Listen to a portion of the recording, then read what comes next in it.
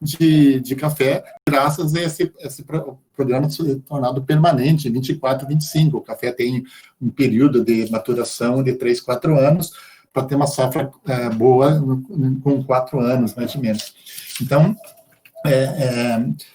essa confiança que o café seria eternamente protegido.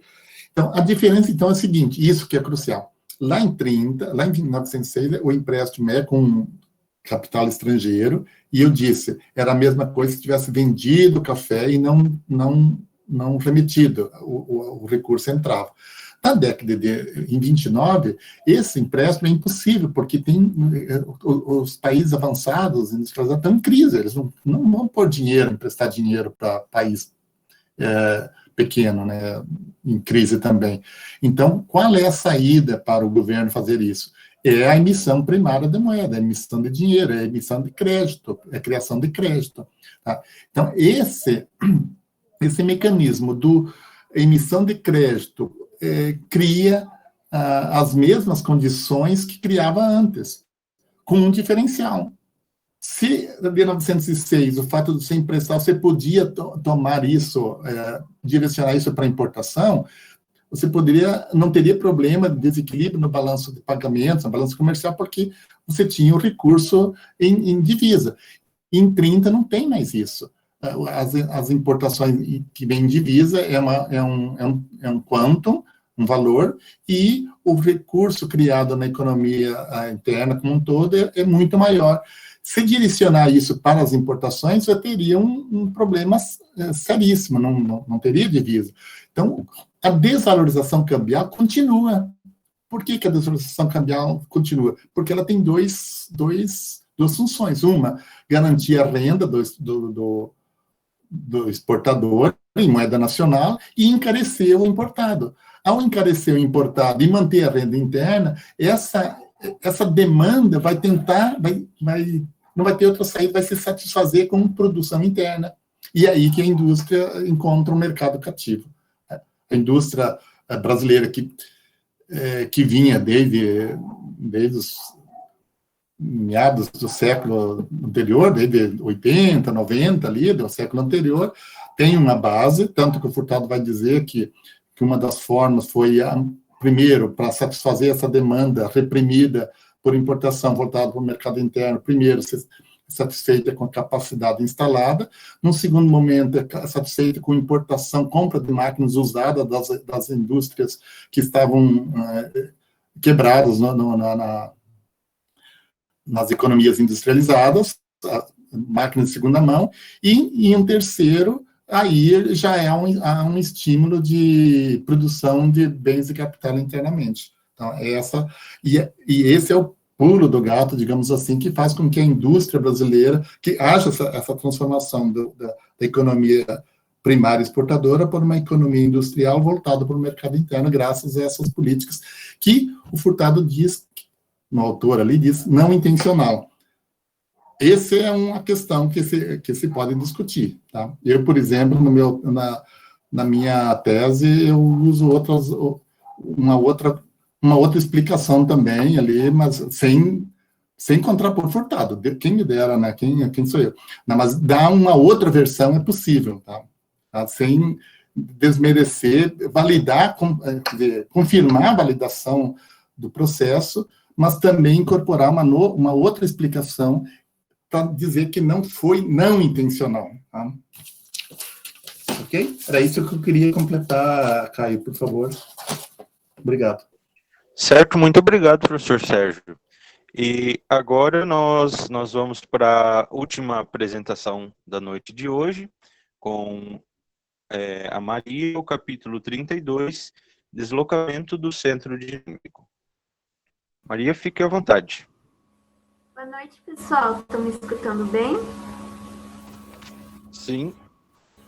Então tá bom. Caio, você pode passar a apresentação para mim? Sim, eu acho que está aparecendo minha tela. Isso.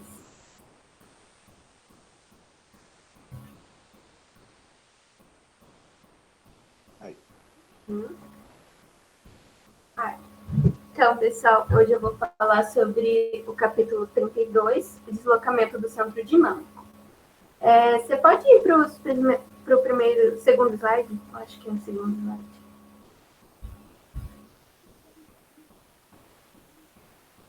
Não está aparecendo? Não.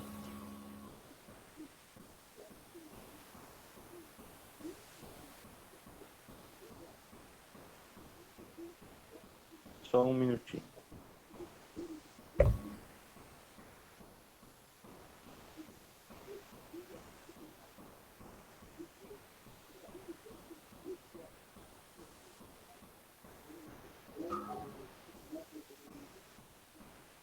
Aí. Então, nesse capítulo, o Furtado tem como objetivo explicar os fatores que levam ao deslocamento do centro dinâmico, a partir da economia cafeeira, que é o setor exportador, para o setor interno. Eu quero dar ênfase que, nesse capítulo também, ele fala muito sobre, dá um destaque aos anos de 1929 até o ano de 1934, se eu não me engano, mais ou menos por aí. Pode passar para mim? Então, as exportações, que atingiram 445 milhões em 1929, caíram para 180 milhões em 1930, segundo a Bolsa de Café de Santos. A cotação da saca no mercado internacional, de R$200 mil em agosto de 1929, caíram quase 90% para R$21 mil em janeiro de 1930. Devido a essa recessão no mercado externo e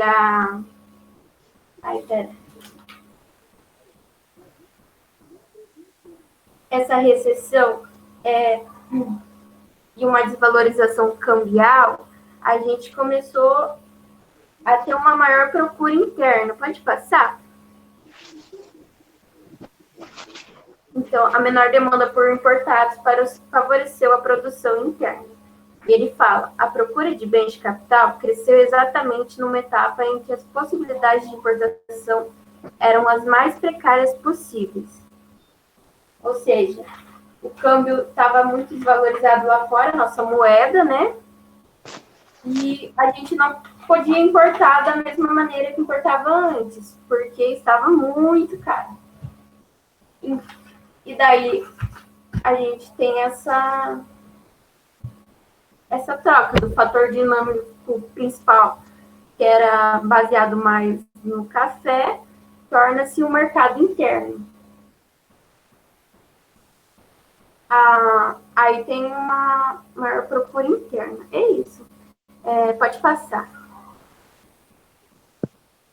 Ele destaca também que um dos preços que conseguiu se manter durante a crise, foi o algodão. Uma das poucas coisas também que conseguiu se manter. Bom, pode passar também.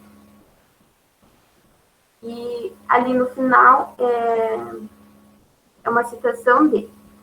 É evidente, portanto, que a economia não somente havia encontrado estímulo dentro dela mesma para anular os efeitos depressivos vindos de fora e continuar crescendo, mas também havia conseguido fabricar parte dos materiais necessários à manutenção e à expansão da sua capacidade produtiva. A gente teve esse estímulo maior interno decorrente dessa crise. Então, gente, desculpa, mas é isso. Eu estou bem nervosa e não sei muito mais o que falar. Eu abro para comentários. Quem quiser acrescentar alguma coisa. Muito obrigado, Maria, pela sua apresentação. Parabéns. Primeiro pela disposição, né, em apresentar e de compartilhar a sua leitura conosco.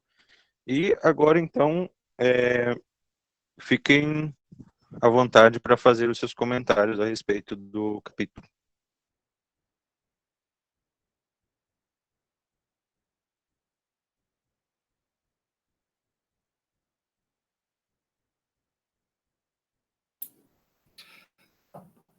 Deixa eu começar aqui, então.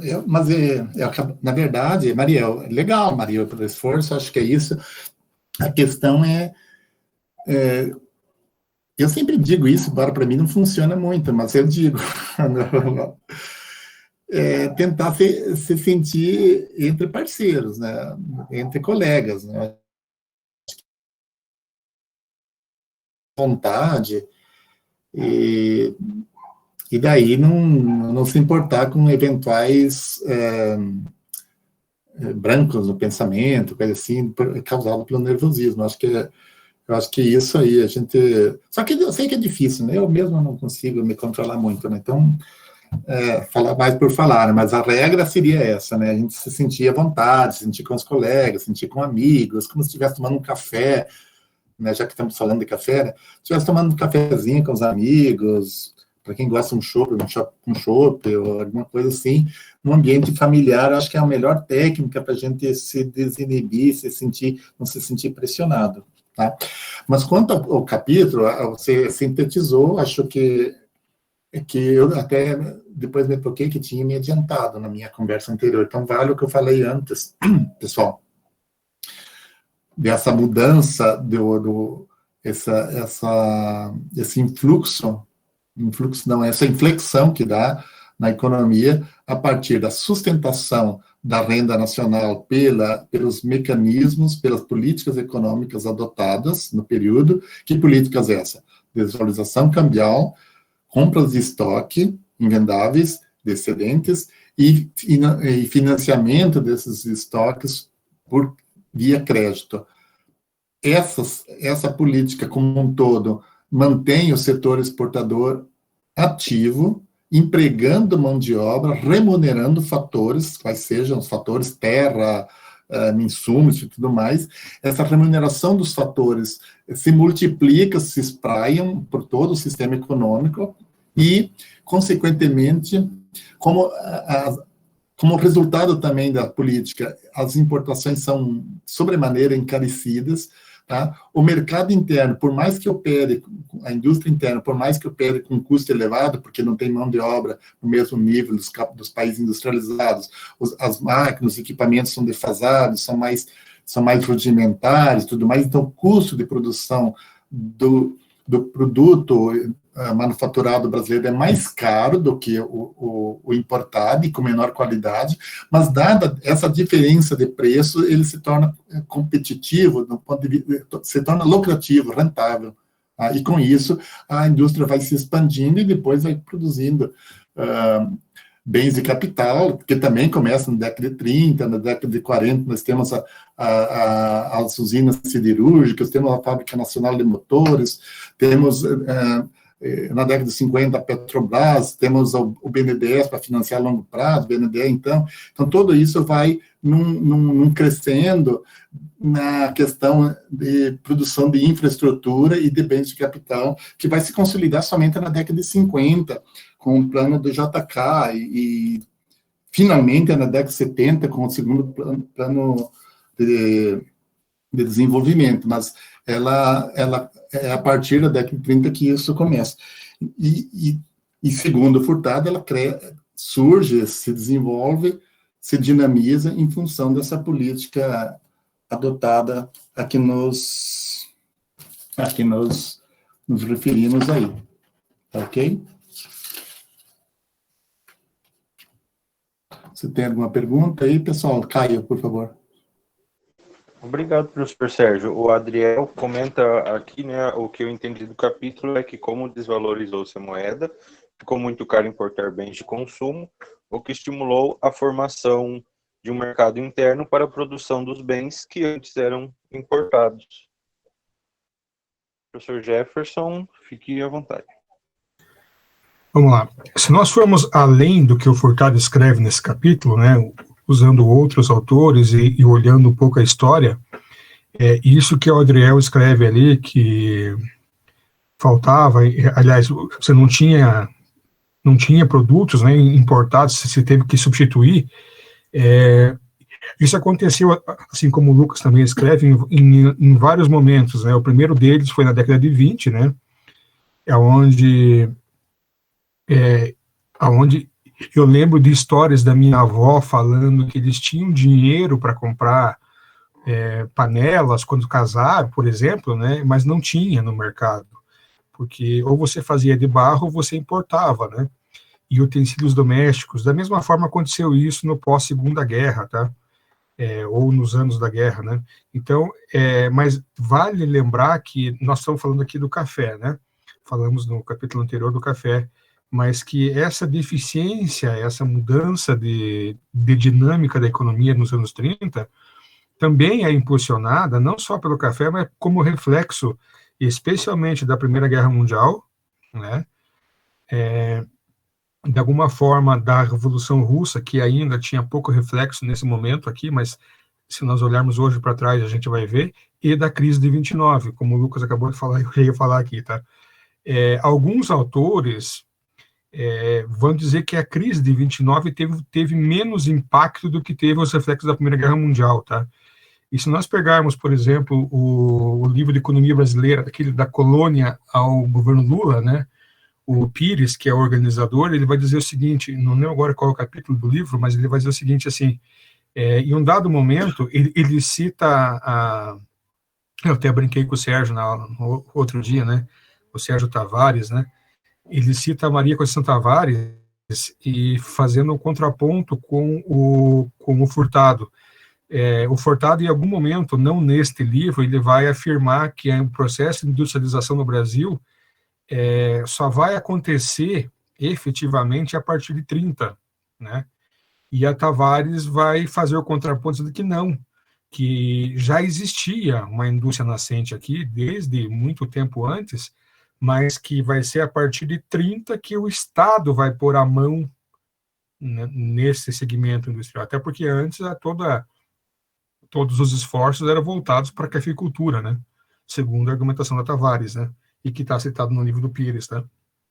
Eu não sei se ela falou com essas palavras exatamente, tá? Mas aí, isso fica um entendimento meu aí, tá? Então, a partir da década de 30, como o Sérgio falou ali, os anos 30, anos 40, anos 50, né? Que vai aparecer, especialmente a partir da década de 50, né? E aí eu vi alguns comentários do pessoal falando ali, da época de Vargas, tá? Como um professor de formação econômica do Brasil, que assim eu sou, como o Sérgio também né? E como amante dessa disciplina, eu posso dizer para vocês o seguinte, olha, o governo Vargas tem 2 momentos, tá? Nós vamos pegar o primeiro momento dele, que é de 30 a 45, né? Dentro desse período tem algumas fases, né, que não é o caso agora aqui, que ele é chamado de, que é uma ditadura, né? Que ele é o que ele é um governo ditatorial de mão pesada, né? E o segundo momento, que é na década de 50, tá? Que ele vai ser chamado, então, de pai dos pobres, né? E aí ele vai ser, então, o tal do populista, tá? Então, como o professor Sérgio citou aí, questões de pegadinha da ANPEC, tá? Populismo se refere ao segundo governo Vargas. O nacionalismo é o primeiro governo Vargas. Aí, sim, ele com viés que era comum, né? A criação do Pacto ABC, que não aconteceu, né? Argentina, Brasil e Chile. Lá na Argentina você vai ter o Perón, são governos nacionalistas, né? Com expressão... Oi? Não, nacionalista com expressão, inspiração, num termo que está muito comum hoje em dia, e a maioria das pessoas não sabe o que significa, né? No fascismo italiano e também no nazismo alemão, enfim, tá? Mas aquele era o momento. Então, quando a gente está falando aqui, essa história de voltar a economia para dentro, né, de tentar fechar como reflexo das crises globais, né, ou do setor externo, vamos chamar genericamente assim, que vai nascer, então, a indústria, né? A professora Mariana é um monstro, eu concordo, professora, mas ele tentou apaziguar essa imagem dele no segundo governo, né? Sendo aí com a alcunha, né, de pai dos pobres, né? Mas aí é uma discussão para outro assunto, né? É isso que eu tinha que falar. Leonardo, obrigado, professor Jefferson Leonardo. Eu queria ter falado no anterior, né? E o bom que o Jefferson trouxe, que a gente estava no debate do Vargas, né? O Vargas ali, né? Ele a figura de 30, né, revolucionário ali, que era até opositor ao café. Até é bom falar isso, porque depois, quando ele vai fazer esses acordos ainda com o café, ele vai se reaproximar, porque na verdade ele foi contrário aos paulistas, né? Que os paulistas queriam manter, iam pular o café com leite. O Vargas, que ele perdeu lá, né? É pro Júlio alguma coisa, eu não vi o nome certinho aqui. E daí ele entra no poder, mas depois ele com os paulistas acaba se acertando, né? Uma coisa destacada do Vargas também que ele faz as leis trabalhistas, e até nos livros de histórias se comenta, né, como que conseguiu passar aquelas leis trabalhistas que hoje tento refutar essa lei que foi até derrubada recentemente, muitas delas, né? Na época, 30% da população era urbana, então ele não afetava tanto a elite rural com essas leis trabalhistas, né? Então, meio que como que aquilo foi aprovado no Brasil? Porque naquele momento não irritava a elite, que estava totalmente na área rural, né? Ali que eram os cafeicultores, né? E o Vargas, ali que a professora falou de perseguir, né? Já é o Vargas da época que era na época da ditadura do Estado Novo, né? Que era muito parecido com a ditadura polaca, né? E tinha algumas coisas do Mussolini. Apesar que estava havendo um debate de historiadores, cientistas políticos, dizendo que o Vargas não foi fascista, né? Não encaixa no fascismo, né? Mas uma coisa que veio o Brasil, ele negociava com a Alemanha e com os Estados Unidos na época de guerra, né? Só para você ter uma ideia, que você falou dos importados, era muito comum algumas pessoas, porque a Alemanha não tinha dinheiro para pagar os alimentos que eles compravam do Brasil no período de guerra, né? Então o Brasil recebia produtos que a Alemanha produzia. Então você ia encontrar até às vezes televisão, que a primeira emissora no Brasil foi em 1950, teve algumas pessoas que receberam televisão de pagamento, e se você fosse ver lá, você ia ver um SS atrás da televisão. Isso inclusive você encontra em museus no Brasil todo, que essas pessoas falam, cheguei na minha família lá nos anos 30, mas é alemão? Não, a gente não é alemão. Foi uma vez meu pai recebeu um pagamento, lá recebia, porque a Alemanha pagava o Brasil em produtos que eles tinham, né? Que justamente como você falou, não tinha no mercado, as coisas. Então a produção alemã, a indústria foi totalmente voltada para armamento e para produção de bens de consumo ali dentro do país, né? Eles pagavam o Brasil com isso, né? E o Oswaldo Aranha, que a gente citou antes, eles não fossem Oswaldo Aranha, hein, professor? A gente teria entrado do lado dos nazistas. Provavelmente não iríamos perseguir os italianos aí, né? A professora não me respondeu se a sua avó é integralista, professora Mariana. Tô esperando, hein? Obrigado, Leonardo. Professor Sérgio, pode complementar a sua fala. Nossa, isso aqui dá muito pano para manga, né? Agora estamos no período efervescente. Claro que a gente tenta se concentrar na questão econômica, mas estão imbricadas, né? Estão correlacionadas às questões sociais, tá? Eu sei que a professora Maria Ângela falou esses dias aí no evento que não gosta do Vargas, mas do ponto de vista das fundações do Estado, é o Vargas que fez. Eu falei antes da questão da educação, né? E eu entendo que a questão da exigência de se falar o português na época estava inserida no processo de educação, tá? E na verdade, o Vargas ele era um líder político, ele se cercava de quadros de muita gente, de intelectuais de todos os naipes, não era só de um lado, não, tá? Eu sei que na questão da educação, que eu tive que me estudar um pouquinho mais, além do Oswaldo Aranha, que foi citado aqui no grupo, o Capanema, que é o responsável pela reforma da educação, tem o Lourenço Filho, que fez, nossa, um monte de coisa, né, da parte didática e pedagógica do ensino no Brasil, e o próprio Anísio Teixeira, que é um nome que ninguém duvida da existência e do papel dele, né? Então, a questão da língua é por causa da questão nacionalista do Vargas, que ele queria que o Brasil fosse uma nação brasileira, digamos assim, tá? Aquela recuperação do próprio Gilberto Freire, lá do Brasil, de reconhecer a brasilidade do país na questão racial e na questão educacional. Tá? É nesse sentido que eu vejo aquilo que se entende por perseguição àqueles imigrantes que não falavam a língua. tá dentro da questão da educação.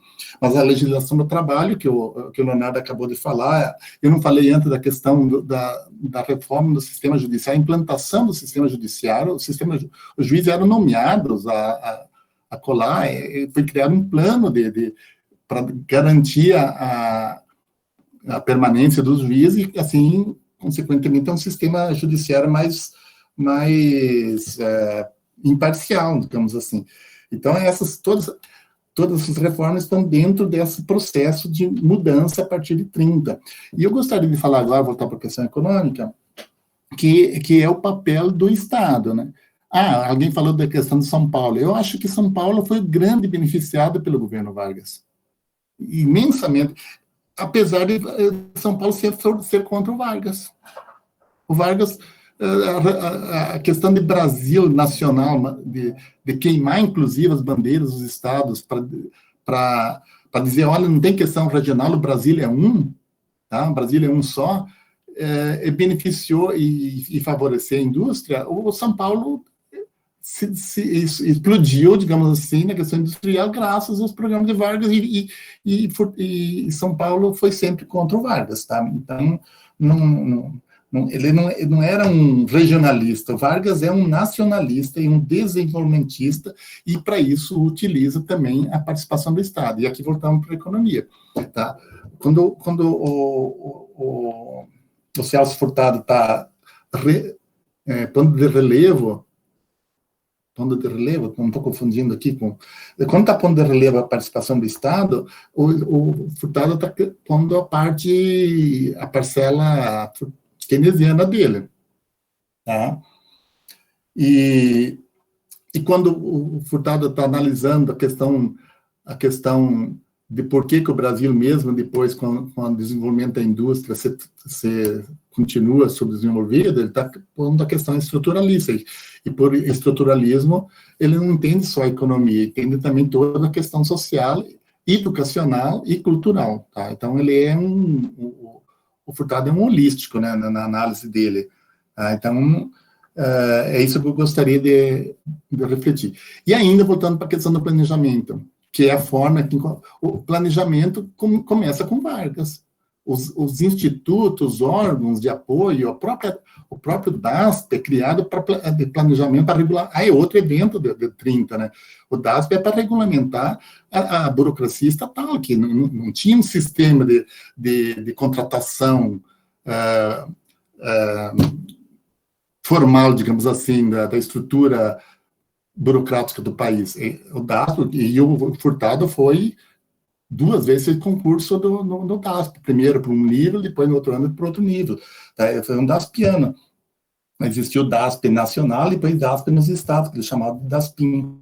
Então, o planejamento tem origem aqui na década de 30, e aí o professor Jefferson referiu à Revolução de 30, os reflexos tanto na indústria, mas também no planejamento. O Furtado quer ir para a Rússia e não pode, acabou não conseguindo ir, mas por que ele queria ir para a Rússia? Porque ele era admirador do regime? Não, ele queria estudar o sistema de planejamento. E é o sistema de planejamento que os próprios estados, os países capitalistas utilizaram. Todos eles acabaram utilizando o sistema de planejamento. E no Brasil, enquanto foi adotado o planejamento de longo prazo, cresceu os 50 anos, de 30 a 80, quando teve planejamento. Com Vargas, com 2 vezes, né, na década de 50 também, o plano de metas e depois os planos da década de 60 e de 70, de 80 para cá, não teve mais nenhum plano de longo prazo. E é através do planejamento que o Furtado defendia que poderia se superar os problemas do subdesenvolvimento. Era isso que eu tinha para agregar mais. E pretendo parar por aqui para não falar demais, como eu já falei. Obrigado, Caio. Obrigado a todos pela atenção. Obrigado, professor Sérgio. São pontualmente 9 horas, então eu acho, como já vários falaram, né, esse período muito interessante, mas para manter, né, tentar manter sempre esse nosso horário, vamos encerrar por aqui. Agradeço, professor Sérgio, mais uma vez pelas suas colocações, a cada uma que falou hoje. E só então reforçando uma questão, né, para que todos viram lá no grupo, mas como não houve objeção lá no grupo, então o nosso último encontro, que seria para o dia 13 de agosto, vai ser reagendado para o dia 10, né, então próxima segunda-feira, com a apresentação da Lavínia e do Natan, e os 2 últimos capítulos a professora Mariângela e o professor Sérgio. E daí, então, já nós encerramos, vai ser o nosso encerramento. É claro que a qualquer momento vocês podem dar as suas sugestões, os retornos que vocês têm em relação ao grupo, mas vai formalmente, digamos assim, na segunda-feira, assim que terminamos o encontro, vai ser enviado um formulário para vocês, para avaliar como que foi o andamento, a dinâmica, a questão do horário, se tem alguma sugestão de alteração, sim, se fosse ocorrer outra, se houveria alguma sugestão de alteração na dinâmica, e claro, se vocês têm interesse em novas oportunidades e quais obras, enfim, isso tudo estará lá nesse questionário. Mais uma vez, agradecimento. É claro que, ao final, né, essa é uma atividade que vai ser formalizada, cada um vai receber o certificado, mas não há uma preocupação em avaliar ou desavaliar alguém. Então, eu acho que é uma oportunidade de nós aprendermos juntos, sem às vezes, não sei se essa seria a palavra, mas a pressão de um ambiente formal, em que você tem que se preocupar com passar ou não passar. A proposta não é essa. É de um aprendizado conjunto, e em que, muito além do que vir aqui apresentar, a ideia é que seja um processo, né? Então, eu fico muito feliz quando eu recebo mensagem, aqui os slides, isso aqui, eu posso fazer isso, posso falar aquilo. Então, eu acho que isso é o mais importante. Enfim, uma boa noite e até a próxima segunda-feira. Eu posso me interromper? Sim. É porque eu fiquei tão impressionada com o filme do Guilherme para segunda-feira, né, que ele passou, que acho que segunda-feira você podia colher aquele depoimento do baú do livro de